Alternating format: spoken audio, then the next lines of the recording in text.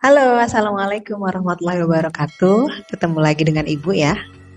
Oke, masih semangat ya untuk belajar reaksi, reduksi, dan oksidasi. Kali ini Ibu akan menjelaskan tentang reduktor dan oksidator. Apa sih sebenarnya oksidator dan reduktor itu? Kita bahas ya. Oke, oksidator adalah, kita lihat dulu. Ya. Oke, kalian bisa lihat.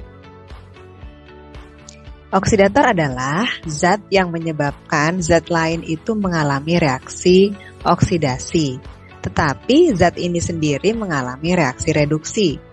Sedangkan reduktor adalah zat yang menyebabkan zat lain itu mengalami reaksi reduksi, tetapi zat ini sendiri mengalami reaksi oksidasi.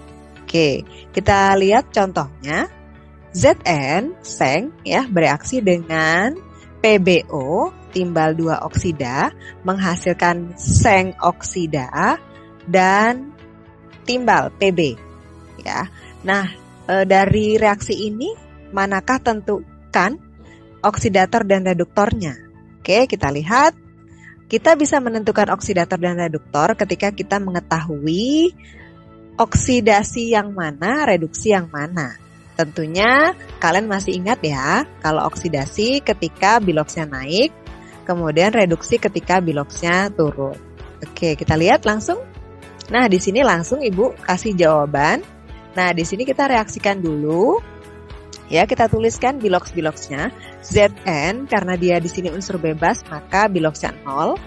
Kemudian Pb karena unsur bebas juga biloxnya 0. Sedangkan pada PbO, oksigen, biloxnya adalah -2. -2 pindah ruas, +2. Ya, karena total semua jumlah bilox adalah 0, maka Pb-nya adalah +2. Begitu juga dengan pada ZnO. Oksigen, biloxnya -2. -2 pindah ruas, maka +2. Maka Zn-nya adalah +2. Ya. Nah, di sini terjadi reaksi oksidasi dan reduksi. Nah, Zn biloxnya berubah dari 0 ke +2.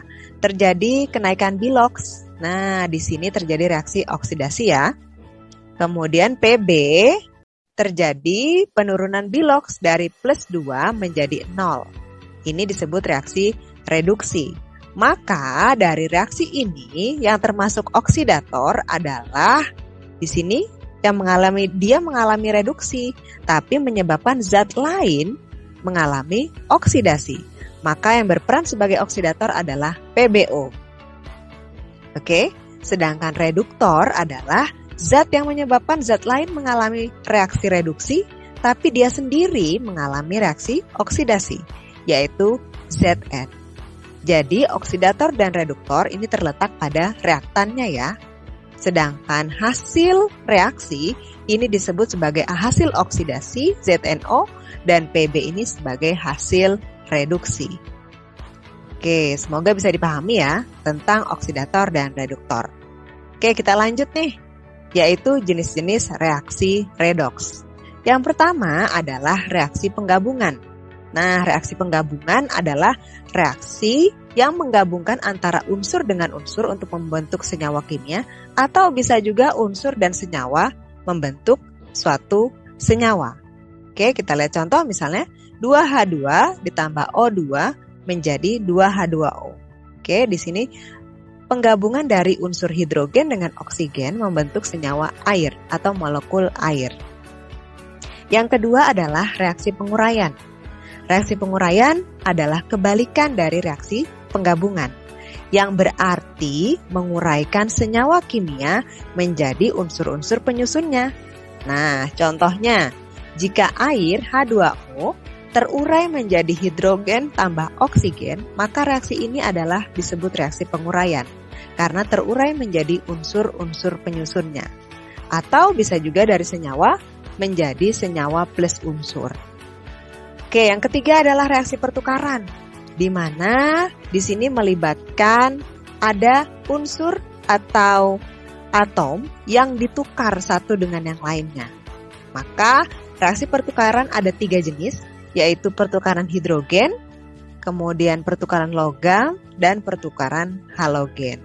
Untuk lebih jelasnya, kalian bisa simak ya di buku paket kalian. Oke, yang keempat adalah reaksi pembakaran. Apa itu? Yaitu reaksi yang selalu melibatkan oksigen dan bahan bakar organik. Contohnya metana ya, CH4 ditambah oksigen menghasilkan CO2 plus H2O.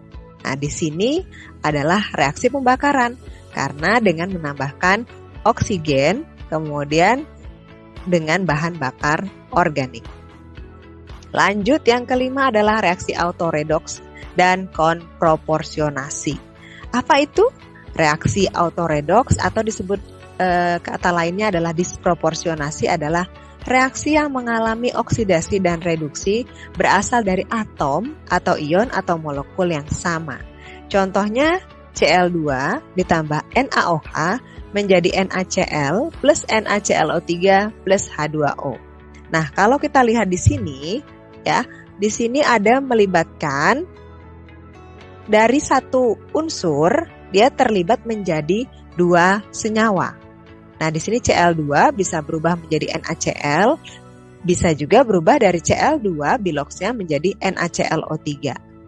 Oke, kemudian reaksi konproporsionasi adalah reaksi reduksi dan oksidasi yang melibatkan atom atau ion atau molekul yang sama.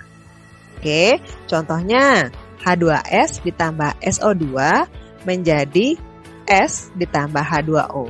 Di sini dilihat dari H2S sama-sama ada S-nya, kemudian SO2 sama-sama juga memiliki S, kemudian berubah menjadi S saja di sini setelah hasil reaksi.